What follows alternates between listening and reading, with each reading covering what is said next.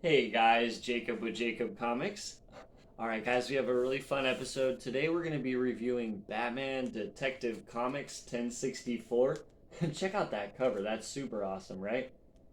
Alright, guys, now before we get dived into that, I do want to let you guys know about the 500 subscriber giveaway. We're inching closer and closer, and when we hit 500 subscribers, we'll be giving this book away. It's a Silver Cerberus #1. All you have to do is like, comment, and be subscribed to the channel. And when we hit 500 subscribers, I'll put a video up raffling. Based on comments, we'll give the book away. All right, guys. Now, one other extra thing today before we get into Detective Comics. Um, as you guys have probably seen if you've been watching the channel, we're currently selling a mystery box. I super want to thank the community for all the support and everything, and yeah, it's gone really well. However, there are 6 boxes left, and yeah, if you guys could help out, I would really appreciate it. Help make Jacob Comics dreams come true of selling out his first ever mystery box.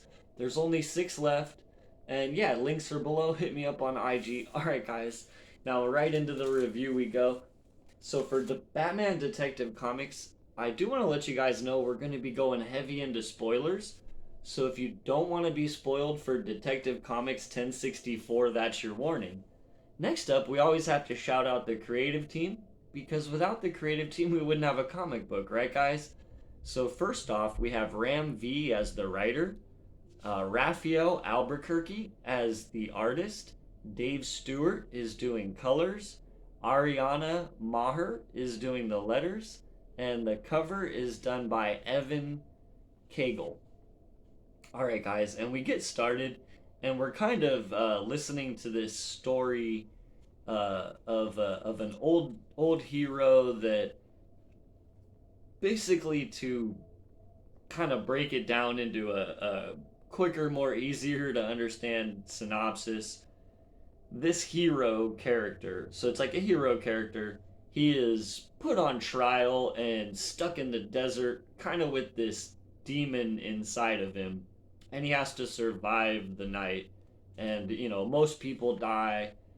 He somehow does survive the night, and so due to the fact that he survives the night, a god comes and bestows upon him like everlasting stone person, or he'll be a stone forever. And so then we transpose back to the present day, where um, we kind of have the story being told here on the stone, and I believe it's to Damian Wayne. I could be wrong, and I'm going to guess that that's Talia uh, that he's talking to, because he calls her mother, unless there's a different Damian that I don't know about, because she calls him Damian. Um, so it's kind of strange. He does look like Robin. I believe that's also not quite present day, right? And then so we go forward, or to what I believe is the actual present day of the storyline, and Batman, he's in the hospital basically getting checked out to try to figure out why he's off, right? And the doctor says, frankly, Mr. Wayne, I'm not entirely sure how you body has managed to cope with all this for so long. Just at a glance, I'm counting at least 2 dozen serious bone fractures, half of which haven't healed correctly. And then there is your medical history. How your body isn't just falling apart is beyond me. Perils of having been a billionaire thrill seeker, I suppose, says Bruce. The doctor replies, well, perhaps there is some upside to not being either of those things anymore. Even so, all your test results say you are in surprisingly good health. But you say you've been experiencing symptoms. Have you considered, Mr. Wayne, that you might be having panic attacks? I'm prescribing some medication to help with sleep and referring you to an excellent therapist. In the meantime, I might suggest staying away from any high stress situations. As Bruce takes off, the doctor's like, Mr. Wayne, And so we see Bruce kind of in his civilian clothes, jumping from rooftop to rooftop, and he ends up donning this mask here, guys. So check it out right there. Not a Batman mask. He kind of just puts on a mask and goes up into this guy who's, I guess, at the hospital, and basically he interrogates him. There's cops kind of standing outside because he's supposed to go to jail after he gets out of the hospital. Um, and Batman says, that night out on the docks after I took you out, everyone else ended up in prison. You're in the hospital under Whitsick. Why? And he says, I don't know. And Batman says, careful before I start breaking parts of you that aren't already broken.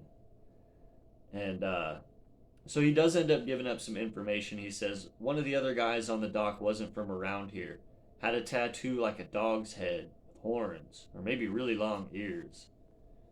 And so Batman, he takes off. That's pretty much the information that he needed. And so he's thinking he's like a jackal's head and tall ears. I know what that tattoo means. I've seen it before. Following the trail back from the tattoo is easy.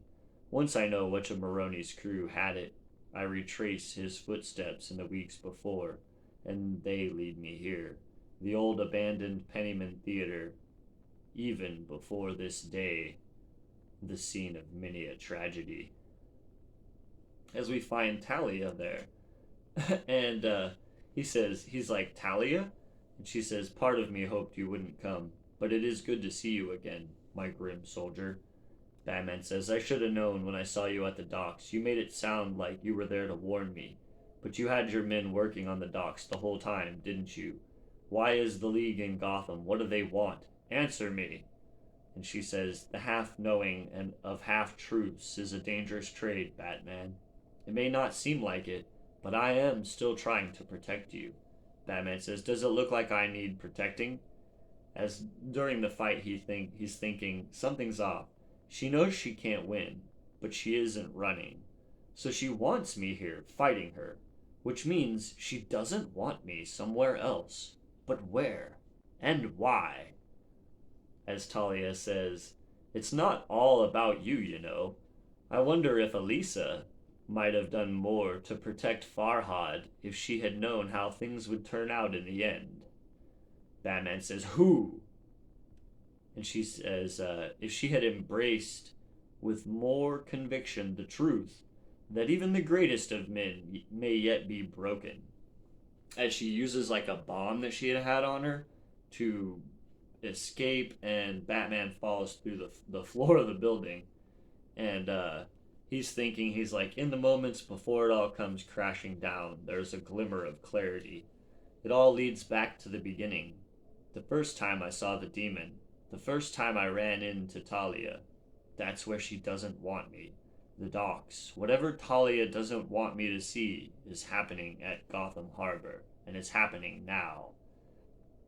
As we see that the bad guys are actually arriving on Gotham Harbor on their boat, and they're, kind of esteemed guests of Gotham City, if you will. And there's an announcer lady, newscaster, and one of the things she says, she's like, if you're asking yourself why all this fuss, it might surprise you to learn that the Orgams have far-reaching historic ties to the city of Gotham, sharing a history and lineage with some of the city's oldest landmarks.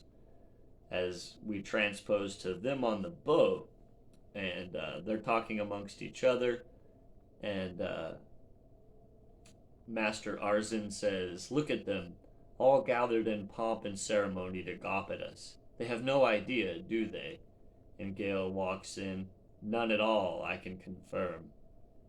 Arzin says, nice of you to join us, Gale.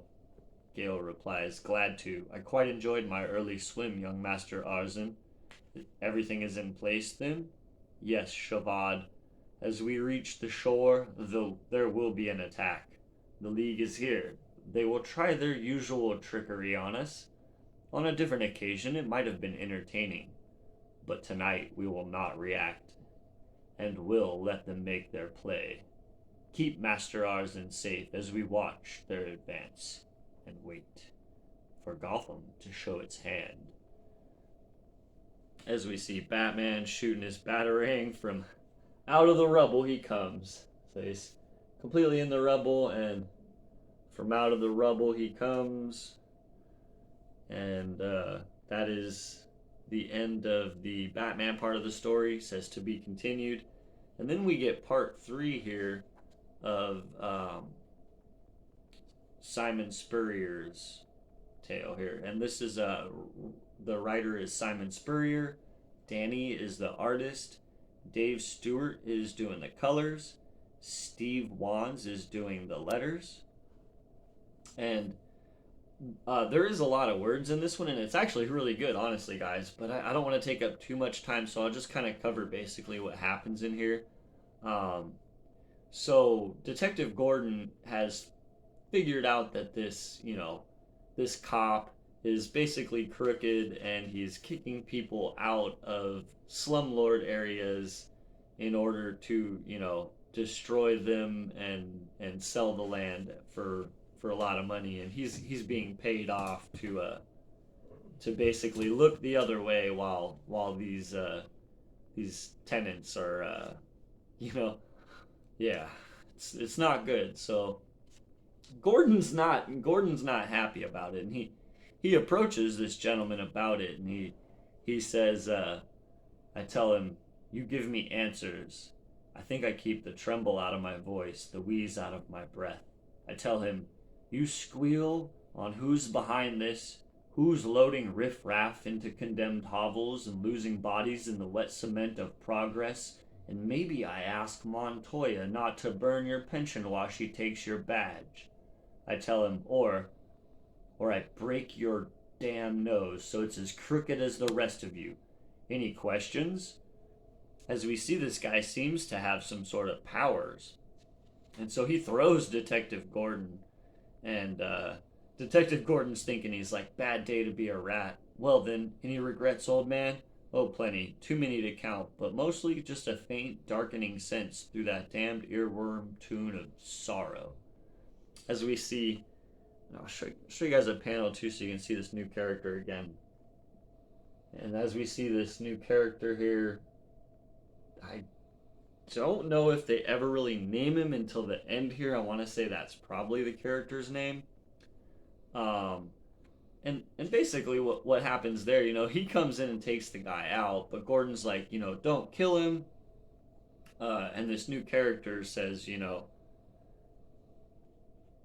he's already dead, basically. Like he's been taken over by bad magic or something like that. They don't quite you know what I'm saying? There's still no real answers to it. Just he says he is but carrion, animated by unclean vapors. No flesh may sustain such hateful vigor for long. So yeah, I don't know. But he punches him and takes him out, and the guy kind of just he doesn't kill him. The guy just like dies, or the essence, whatever's haunting him or corrupting that body, leaves it, right? And so then we find here at the end that Detective Gordon's actually sort of taken a liking to this kid and the mother, and decides that he's going to help them with a place to stay, and offer the kid basically, like, if he stays out of trouble, then then he can stay and work for him. And the kid says, I've decided to accept your proposition. You shall assist me in uncovering my identity and the circumstances of my intermittent in those machines within the walls. And Gordon says, and you'll stay the hell out of trouble. Done. And so the kid says, yes, out of trouble, whilst also uncovering intelligence pertaining to the horrors lurking in this city. Deal. And Gordon says, what? No, that's not what we agreed. Wait, what intelligence? As he thinks, clever little sneak, a shift rotation lifted from the sweaty spaces in the body armor of those thugs he flattened in Arkham. He had it this whole time, trying to figure out if he trusted me enough to share it. Guard duty, heavily armed guard duty, half a freaking army guard duty, the docks, tonight. And as he just starts to take off for the docks, he's like, oh my goodness, I've got to get out there. And, I'll be at the harbor, okay? You can stay here or come watch, whatever. It's not up to me. And he thinks as he's running towards the harbor, and it's only now, out in the cold, trying and failing to hear his footsteps behind me, imagining with every wheeze that I can feel the city, the same old leer on its ragged lips, for all pretense of new gloss. It's only now I realize that tune in my head, that pestilent little dirge that's been driving me crazy these past few days. It's gone. And so ends the tale of Detective Comics 1064. And I do feel like, that the backup story is actually wrapping back into the front story, right, guys? So that's actually not what I expected from that story, right? And they introduced this new interesting character who seems to have followed Gordon to the harbor. And so, I mean, this is just me kind of reading what's going on here. Batman's going to the harbor. These bad guys are showing up at the harbor. Gordon's going to the harbor with this new superhero, good guy kid character. And yeah, I think we're gonna see a lot more about what ideas Ram V had on this.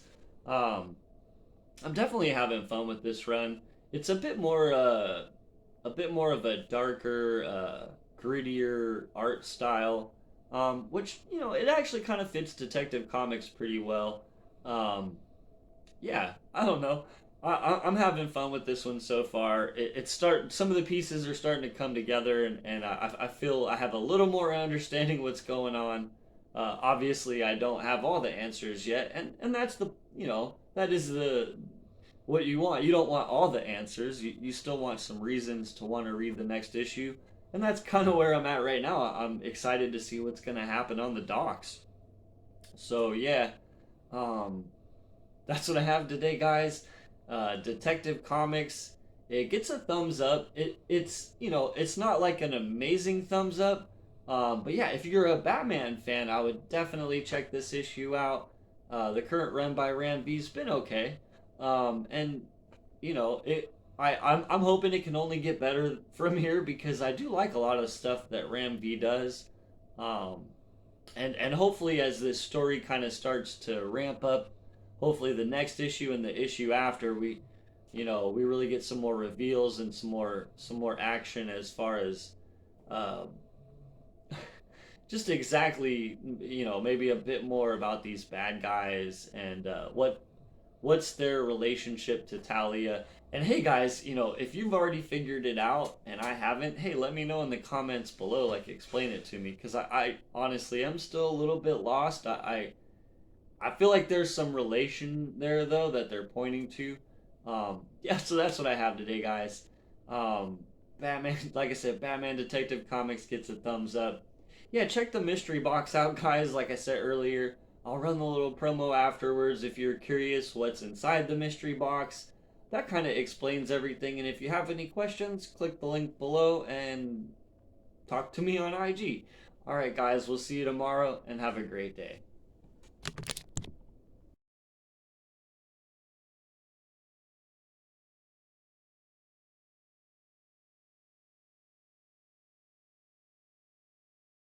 Hey guys, Jacob with Jacob Comics. All right, I'm really happy and excited to share this with the community.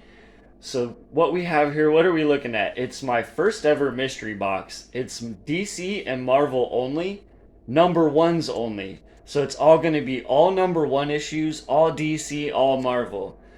They're going to be a guaranteed value of $60 on every single mystery box. There are only 30 boxes total. And all I'm asking, guys, is $50 shipped. So $50 shipped, and I'll guarantee you'll get $60 in value in number one Marvel and DC only.